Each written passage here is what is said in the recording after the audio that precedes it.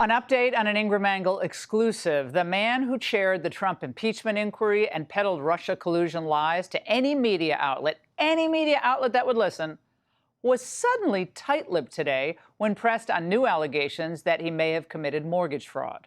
Senator, do you have a response to Trump saying you're guilty of mortgage fraud? Do you have any response? Senator, why did you decide to make your primary residence in Maryland for 10 years, for a decade, not California? Any comment on Trump accusing you of mortgage fraud, sir? You're on hold. Oh, I'm sorry. Any response? Nice day. Oh, have a nice day. We did, especially after seeing his 2011 affidavit where he and his wife attested to the veracity of statements calling Potomac, Maryland, his principal residence. In a statement to Fox last night, remember, with no hint of irony, Schiff claimed that the allegations made in a criminal referral to DOJ were just Trump's political retribution. And as we discussed in The Angle, crazy Marxist radicals, they're well-funded and determined, aren't confined to New York. Minnesota may just have found its own Mamdani. Meet socialist Omar Fateh. He's running to be the next mayor of Minneapolis. Now listen closely to what he considers back home. I understand that our Somali communities are all connected to each other here in Minnesota and back home, and I ask for your support.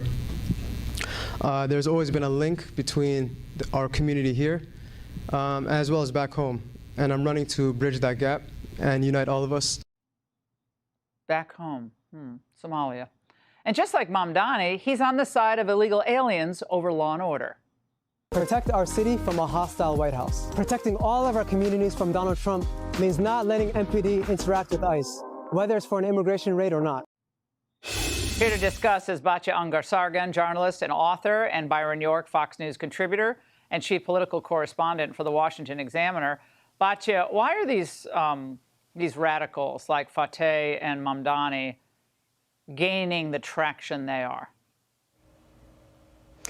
Thank you so much for having me, Laura. Here's the thing, this is no longer your grandfather's Democratic Party. They really have taken over what was once a radical fringe, is now being lauded by this center, which has really lost purchase with the American people. And the reason for that, Laura, is because your grandfather's Democratic Party represented labor. It represented the working class. It was deeply invested in the idea that the hardest working Americans should have a fair shot at the American dream. And you know whose platform that is today? That is Donald Trump's platform today. Today, the Democratic Party is made up of an over-credentialed college elite, the top 10% who work in knowledge industry jobs. They consider work itself to be dehumanizing. And so what they want is an open border to welcome in millions and millions of illegals to do the jobs that they consider to be beneath them, and for all Americans to live on welfare. The two parties today aren't really right versus left anymore.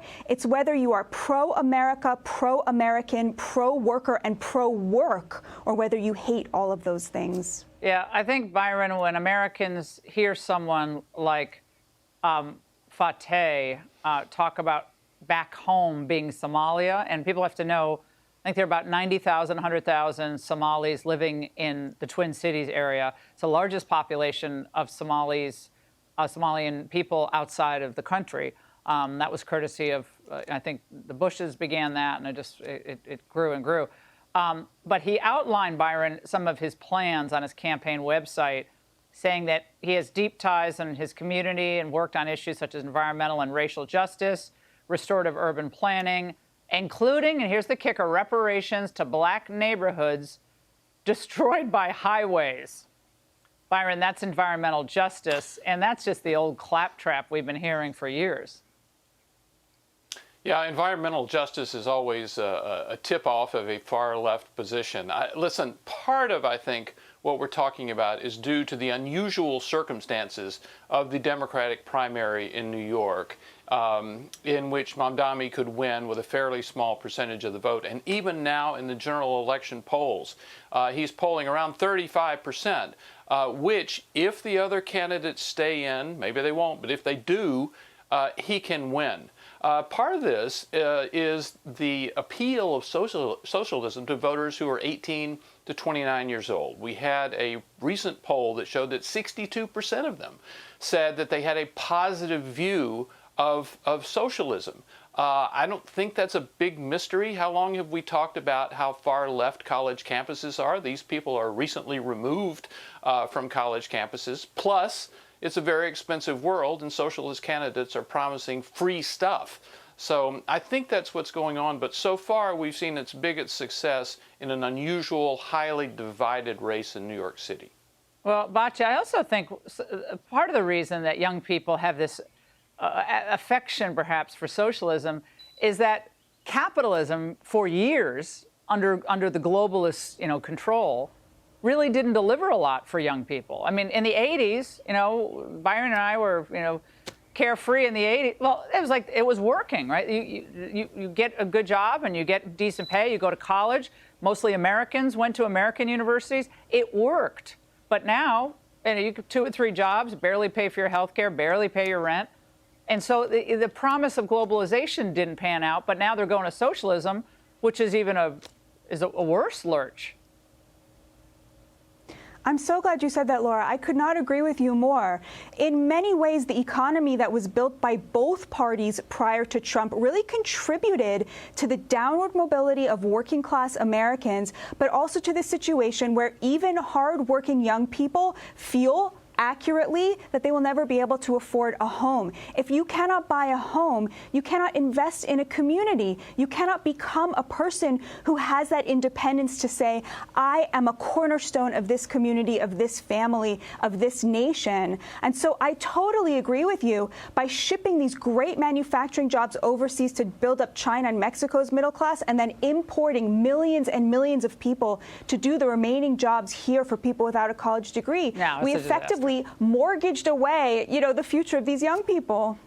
And Byron, really quickly, the idea that Mamdani or this new Fateh character are like populists like Trump is just laughable. I mean, they're trying to piggyback on Trump to advance that cause? Yeah. That's not going to work. That's not going to work either.